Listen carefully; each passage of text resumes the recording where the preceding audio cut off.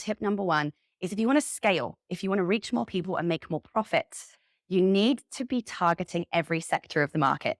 Now, in Sarah's world, the planet isn't round, it's a triangle because this represents our marketplace.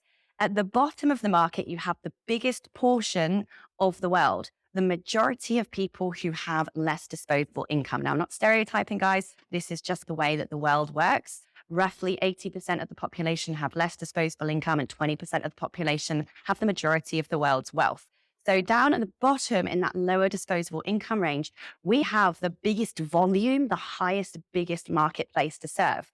Now, this means if you want to sell to the biggest sized market there is on earth, you need to know that for them to buy, your products have to be lower priced. And so here we're thinking low price, but high volume. If any of you heard the Dollar Shave Club, they were selling razors for $1. When they went to their investors, they were laughed out of the door. You can't possibly make a profit selling razors for $1. It ended up selling for billions with a B because they targeted the mass low-priced market and went for high volume.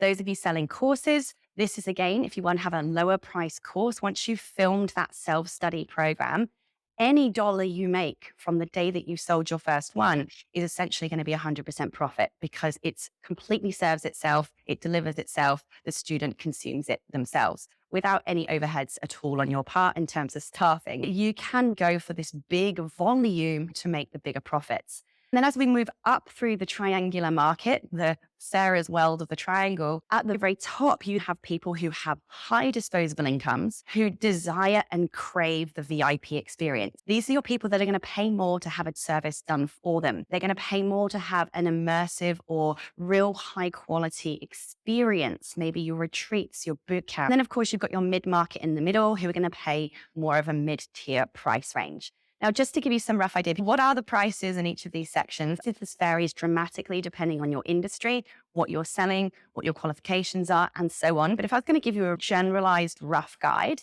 down in your low price but high volume ticket area, you're talking anything under $300. Anything under $300 is a lot of a less hard sell. And if you want to go mass market, high volume and get as many people as possible through the door, i.e. if your goal is to change as many lives as possible, I would even consider making these lower priced options less than $100 because that again is even more of an easier sell. Then right at the middle, you'll be looking at anything from the sort of $300 mark to about $2,000 mark would be something that might fit in your mid price, particularly if you're offering payment plans. And then in your top price, you're talking anything from the $2,000 upwards for that service, for that experience, whatever it is that you're selling to people. So the first thing I want you guys to do after today's session is ask yourself, what do I sell right now? What else can I sell so that I have something to offer the market in every single one of these market sectors? What is the low priced version of what you do?